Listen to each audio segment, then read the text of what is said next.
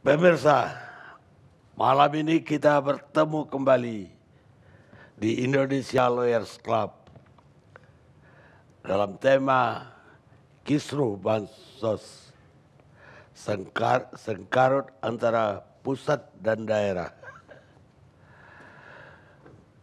Sebelumnya, aplaus dulu untuk penyanyi kita, Melly Goeslaw dan Anto Hood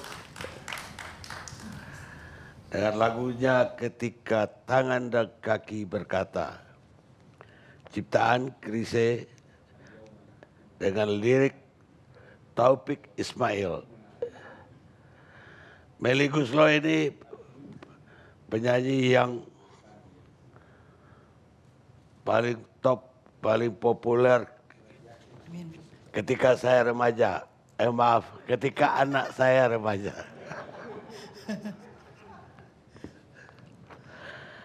Dan ayahnya pun adalah penyanyi terkenal. Kalau itu ketika saya remaja, Melly Goeslaw. Lagu ini populer kalau nggak salah 97 atau 98. 97. Iya. Saya ingin tahu dari Melly, gimana sih saya dengar para artis kita juga didera atau oleh sibaran dari COVID Corona ini, COVID-19 ini. Gimana yang terjadi dengan para artis yang kehilangan panggung selama musibah ini? Ya, saya alhamdulillah ada di sini juga punya kesempatan untuk mewakili teman-teman saya seniman. Kami memang pekerja seni yang nggak punya gaji tetap, nggak punya pensiun juga. Jadi memang beruntung teman-teman yang masih mempunyai kemampuan atau kepandaian untuk menabung kemarin ya. Tapi kalau yang nggak punya memang menyedihkan sekali untuk saat ini. Dan kami juga bersama kayak gabungan artis seniman Sunda, ada beberapa paguyuban artis-artis juga saling bergandengan tangan untuk membantu seniman yang produktivitasnya berkurang banget, bahkan dampaknya sangat menyedihkan ya untuk ekonomi. Dan untuk seniman bukan hanya itu, karena nafas kita ini, hidup kita bukan cuma dari ekonomi tapi dari manggung. Manggung, bernyanyi adalah juga seperti memberikan roh tersendiri kepada kehidupan kami. Nah ini kan terus jadi nggak ada, jadi hilang. Bahkan banyak konser-konser yang sudah 90%, hampir mendekati 100% harus batal. Tapi ya ini musibah bersama yang mau tidak mau kita harus lalui bersama, dan yang masih menjadi pihak yang beruntung artinya masih ada sedikit punya simpenan, kita bahu-membahu membantu seniman-seniman atau teman-teman lain yang berkekurangan. Sementara itu aja yang bisa kita lakukan kalau dari sisi pekerja seni. Pemirsa, kalau artis kelasnya Melly Goeslaw pun bisa bercerita yang memprihatinkan begitu, saya tidak bisa bayangkan pekerja seni yang kelasnya di bawah Melly Goeslaw, apalagi yang baru dari kafe ke kafe, dan yang sementara sekarang ini sebuah kafe ditutup dan saya tidak tahu nasib mereka seperti apa. Tapi dalam hidup selalu ada yang di atas kita dan juga ada yang di bawah kita. Yang di bawah yang dulunya hampir-hampir miskin atau di atas miskin, sekarang udah jadi miskin. Gak bisa dibayangkan lagi yang selama ini sudah miskin dan sekarang semakin miskin. Dan apa yang terjadi sama mereka, dan karena itulah malam ini kita mengangkat soal bansos. Karena ada janji dari pemerintah memberikan 600.000 sebulan kepada mereka yang terdampak dan juga mereka yang selama ini tercatat betul sebagai orang miskin. Dan bersama kita ada 3 warga di sini yang ingin saya wawancarai. Apa yang terjadi sama mereka dan bagaimana dengan bansos ini yang kabarnya dari sekian banyak yang dijanjikan dan lebih banyak lagi warga yang sampai hari ini tidak menerima. Ada warga yang dari pemerintah kota tidak dapat, dari pemerintah pusat juga belum menerima, dan ada yang datanya hilang, ada yang datanya ada tapi dia tidak menerima walaupun sudah menanya ke RT, ke RW. Dan ada juga yang sebaliknya, bahwa ada orang yang sudah meninggal masih tercatat menerima bansos. Bahkan orang-orang yang tidak harus dikasih, katakanlah cukup berada, juga diberi bansos. Bahkan saya pekan lalu juga mengatakan, setelah saya menyumbang sebetulnya untuk warga yang di luar kompleks saya, tiba-tiba saya malah dapat kiriman 4 kilogram beras dari RT saya. Dan itu kalau bagi saya lucu sekali, dan saya suruh berikan kepada yang lebih berhak. Dan tentu saja ada yang berhak yang tidak menerima. Dari 34 orang tadi saya wawancarain office boy dan satpam di kantor saya, baru 7 orang yang menerima bansos.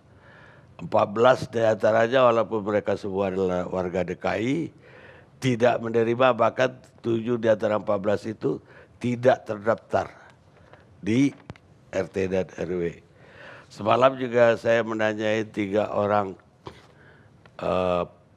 pelayan di kantor teman saya. Satu tinggal di Tangerang, yang satu tinggal di Jakarta Barat, yang satu juga di daerah Jakarta Selatan sana. 2 diantaranya tidak menerima dan tidak mendapatkan.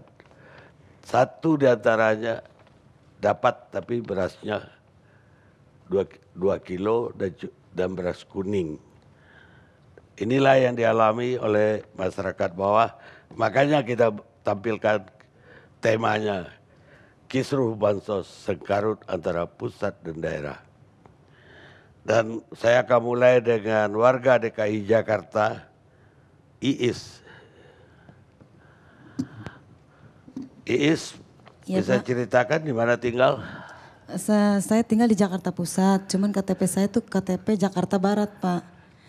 Jadi waktu pas saya nanya ke RT, Pak gimana Pak, saya kan KTP Jakarta Barat, saya bilang gitu, bisa nggak saya? Tunggu dulu, Is tinggal sama siapa? Sama suami.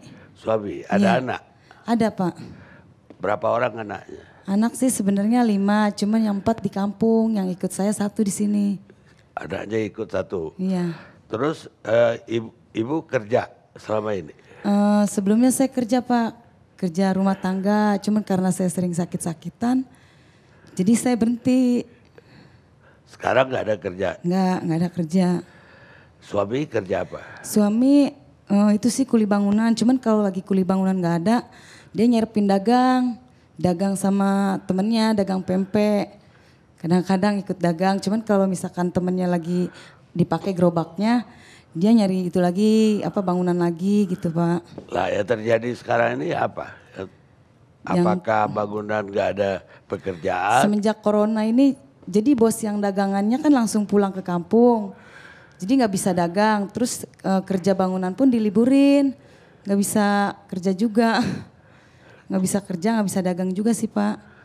Kerja buruh bangunan itu harian? Harian. Jadi tidak ada gaji bulanan atau apa? Nggak ada, itu jadi harian, kalau misalkan kita kerja ya dapat gaji, kalau enggak ya enggak gitu Pak. Baik, Ibu terdaftar sebagai orang penerima kartu macam-macam selama ini atau kartu miskin lah dari RT Enggak. RW. Enggak, saya nggak pernah dapat apa-apa sama sekali. Selama saya tinggal di Jakarta Pusat, saya nggak pernah dapat apa-apa sama sekali.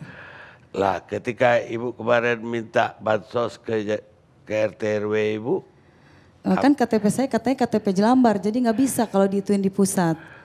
Terus saya mau ke Jelambar waktu itu mengurusin kan karena udah udah lockdown kan nggak bisa kemana-mana. Lagian saya juga nggak ada kendaraan juga, susah juga gitu Pak. Kalau saya maksudnya pengen ngasih data saya ke RT yang di Jelambar. Terus saya coba usahakan yang di pusat. Saya dengar dari yang lain kan katanya kalau misalkan itu bisa juga. Kata RT saya nggak bisa, katanya gitu kan. padahal KTP-nya DKI. DKI saya Jakarta Barat Pak. Iya, walaupun Jakarta Barat tapi Iya DKI. Iya. Tapi nggak bisa juga dia Nggak bilang. bisa, nggak bisa. Jadi sampai hari ini belum dapat sama sekali. Nggak pernah dapat apa-apa sama sekali saya. Kalau suaminya KTP mana? Sama. KTP Jakarta juga sama. Jakarta Barat juga. Iya. Tinggalnya rumah kontrak, rumah kos, rumah apa? Kontrakan, kontrak saya. Jadi bagaimana hidup selama corona ini? Nunggak. Nunggak kontrakan dulu. Kontrakan boleh nunggak makan hari-hari? Kan sebelumnya kan waktu kerja nyimpen, jadi pakai simpanan yang ada. Terus kan kemarin kan masih ada motor, gadein BPKB dulu, yang penting kan maksudnya buat makan dulu gitu. Pakai yang ada dulu. Jadi daripada kan istilahnya anak gak makan gitu ya Pak. Terus kebenaran pas kemarin libur sekolah anak yang gede ke Jakarta. Jadi yang satu yang gede lagi ikut saya juga. Saya bilang ya udah deh daripada kita gak makan kan yang ada aja. Saya bilang gitu. BPKB digadein, kontrakan juga. Sebenarnya sih yang punyanya udah nagih-nagih juga. Cuman mau diapain lagi saya bilang ngertiin dulu lah saya bilang gitu. Namanya lagi kayak gini segitu kan. Bukannya gak mau bayar segituin. Jadi sekarang apa yang Ibu harapkan dari pemerintah baik DKI maupun pemerintah Depsos dalam hal ini pemerintah pusat? Ya ngarepin sih kayak yang lain gitu Pak, istilahnya dapat bantuan gitu ya. Istilahnya seenggak-enggaknya kan bisa nolong juga kan kalau kita dapat bantuan gitu, istilahnya ngebantu-bantu gitu. Ya mungkin sampai mudah-mudahan sih habis lebaran bosnya, suami saya juga udah datang lagi, udah mulai kerja lagi. Buat nyambung hidup lah istilahnya gitu. Kalau misalkan kita dapat bantuan gitu. Ini kan nggak ada sama sekali. Tetangga dapat semua? Tetangga dapat semua. Dapat semua. Bahkan saudara saya, jadi dia RT yang sama-sama saya, cuman dia tinggal di tempat lain. Dia di tempat lain itu malah dapat Pak. Gitu. Makanya saya coba ngajuin kan karena KTP saya Barat, saya bilang saya ajuin di pusat. Karena kan saudara saya juga begitu ngalamin ya, hal yang sama kayak saya, cuman kalau dia kan dapat. Malah kalau saya malah katanya nggak bisa, katanya gitu. Saya bilang coba kita bikin kayak domisili apa gimana gitu, nggak bisa karena kamu kan di Barat, kata gitu. Jadi kamu harus KTP sono ya dapat bantuannya dari sono juga, kata gitu.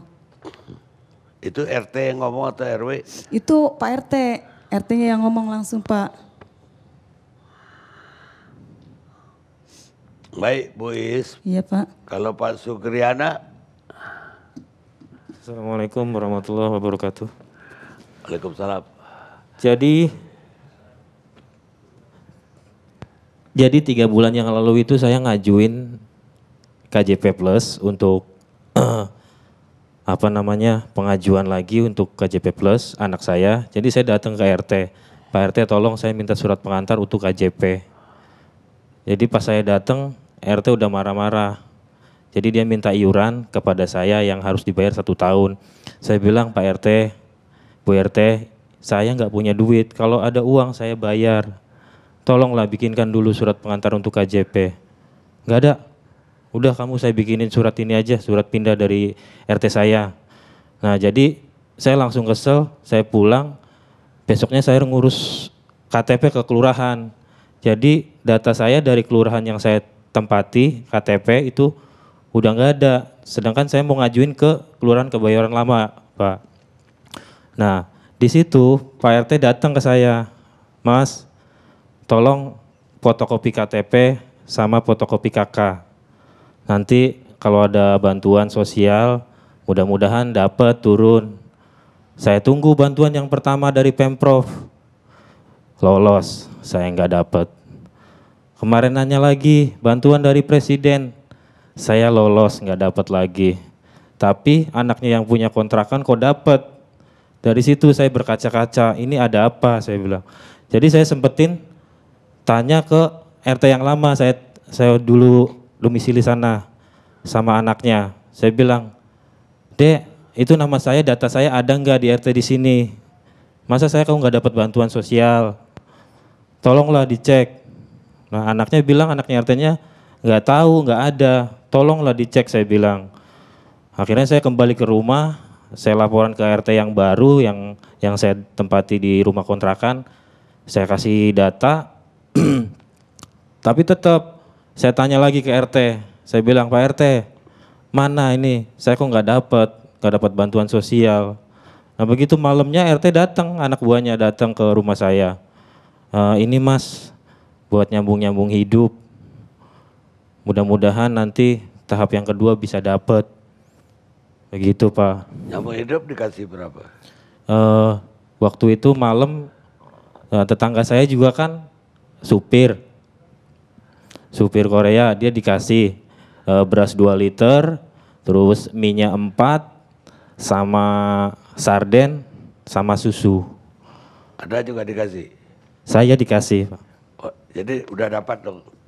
Jadi itu saya nggak tahu mungkin apa gimana, apa bansos itu dipecah atau dibongkar atau dipotong-potong bagi rata, apa yang nggak, misalkan yang dapat full, jadi dipotong setengah gitu. Nah nanti yang setengah lagi dipotong seperempat, mungkin begitu, saya nggak tahu juga. Tapi yang jelas intinya ada itikat baik dari Pak RT datang ke rumah saya. Nih Mas, untuk nyambung hidup dikasih beras 2 liter saya. Terus ada mie-nya juga 4, ada susunya juga, ada sardennya juga. Ya walaupun saya nggak dapat full utuh, tapi saya alhamdulillah masih bersyukur saya sama istri saya masih bisa makan, alhamdulillah, walaupun profesi saya cuma ojek online. Tapi ya saya berharap kedepannya bisa lebih baik. Tolong pemerintah, tolong RT, tolong yang proaktif. Kalau bisa, kalau ada dana seperti ini, tolonglah proaktif, kasih tahu ke warganya, jangan hanya diam. Jangan hanya diam, pangku tangan, nunggu warganya. Ada bansos, diem-diem aja atau apa, tolong dikabarin warganya. Anda tinggal di mana? Saya tinggal di Kebayoran Lama Selatan, Jalan Jatayu 1, Kebayoran Lama Selatan. Kerja hari-harinya ojek? Saya profesi sekarang ojek online, Gojek Pak. Waktu tinggal tempat lama kerjanya apa? Saya supir pribadi. Supir pribadi bawa Jepang, saya 3 tahun kemarin. Cuma sekarang bos saya udah pulang ke Jepang, saya nganggur ya ngojek aja sudah. Baik, Mas Sukriana. Kalau Mbak Iya, gimana ceritanya? Assalamualaikum warahmatullahi wabarakatuh. Waalaikumsalam. Saya kan punya anak Pak, lumpuh. Nah lagi hari Sabtu itu ada orang ke rumah. Tunggu dulu, Ibu tinggal di mana? Dulu tinggalnya di Cimayang. Enggak, sekarang? Kalau sekarang di Keramat Watu, Keramat Tegal. Itu Tangerang? Bukan Banten. Banten? Iya. Iya, tapi kecamatannya apa? Keramat Watu. Oh, Keramat Kecamatan Keramat Watu. Kelurahan Keramat Watu, Kampung Keramat Tegal. Serang ya? Iya. Baik, gimana ceritanya? Ya saya kan punya anak lumpuh. Pas hari Sabtu itu ada yang datang ke rumah. Ya. Katanya pas sebelum puasa itu ke rumah. Nyariin saya katanya. Pengen lihat anak teteh, tahu di berita katanya teteh punya anak lumpuh. Iya Pak, saya ke sana nyari-nyari tetehnya nggak ada, orang sayanya udah pindah ke sini. Terus Bapak tahu dari mana? Ada yang ngasih tahu aja. Terus yang ke rumah siapa? Pak Camat katanya. Pak Camat polisi dari Waringin. Mau ngasih bantuan katanya buat anak teteh. Emang teteh di sini udah lama pindahnya. Kalau pindah dari Cimayang dari bulan 7 2019. Tapi posisinya ngontrak. Ya berhubung orang tua itu kasihan, suaminya nggak kerja takut nggak kebayar. Jadi dibeliin gubuk-gubuk sama orang tua. Tapi gubuk juga bukan tanah sendiri, tanah negara. Katanya suami kamu itu nggak kerja no, takutnya nggak kebayar. Ini emak ada rezeki sedikit, beliin rumah ya. Biar suami kamu itu dapat sampingan sedikit-sedikit ke buat makan. Oh iya sih mak, terima kasih. Ya harapan saya Pak ya mudah-mudahan kesentuh dengan lihat kondisi anak saya. Saya pengen bantuan dari pemerintah gitu. Seenggaknya uang lah buat berobat anak saya. Orang tadinya sehat, saya pengen anak saya sehat lagi Pak. Anaknya lumpuh sejak kapan? Kalau nggak salah jalan 4 bulan. Umur berapa? Sekarang jalan 11 tahun. Oh 11 tahun lumpuh? Ya kalau kena penyakitnya mah mau jalan 4 bulan. Sampai sekarang lumpuh. Lumpuh. Lumpuhnya udah berapa bulan? Udah tahunan, semenjak dari 4 bulan, jalan 4 bulan itu. Oh sejak umur 4 bulan udah lumpuh, Iya. sampai sekarang. Anaknya 1 orang? Itu anak pertama Pak, anaknya mah 3, tapi yang lumpuh ini beda bapak. Oh gitu. Iya. Terus bantuan sosial yang terjadi sejak corona ini ada nggak menerima? Belum ada. Udah ke RT RW? Kemarin udah diambil datanya sama RT. Datanya? Iya, tapi belum keluar. Kemarin itu kapan diambilnya? Kalau nggak salah hari Minggu. Minggu ini? Pagi kalau nggak salah. Ya sampai hari ini baru 2 hari kan, baru Selasa. Iya. Belum keluar sampai hari ini. Tapi 1-2 orang mah udah pada datang sih Pak, ngasih sembako. Ya berupa beras, telur, minyak, gula gitu. Kepakailah buat 4 hari makan mah buat kita. Itu warga kan? Iya. Dari warga? Ya kasihan. Iya. Suami ibu kerja apa? Kerja security. Security? Di mana? Di Jakarta? Bukan. Di SMI Bojonegara. Terus gajinya berapa sebulan? 2,5. 2,5. Ini juga baru kerja ge Pak, mau jalan 3 bulan. Tadinya mah nggak kerja, nganggur di rumah aja. Sekarang baru kerja? Iya baru kerja. Tapi masih kerja kan? Masih sekarang Isol masih kerja. Security? Iya. Jadi yang ibu harapkan sekarang apa? Bantuan Ya orang-orang sosial? maki serukan dapat bansos, saya juga pengen gitu Pak. Oh gitu. Buat inilah, buat berobat anak lah kalau bisa mah. Apa kata RT-nya, RW-nya? Ya mudah-mudahan ngomongnya mah mudah-mudahan dapat ya teh, nanti dimasukin datanya. Baik, terima kasih Iis, Pak Iya, dan Pak Sugriana sudah bergabung bersama kami malam ini. Mudah-mudahan habis ini bantuannya ya mengalir seperti yang kita harapkan bersama. Kita lihat sejenak.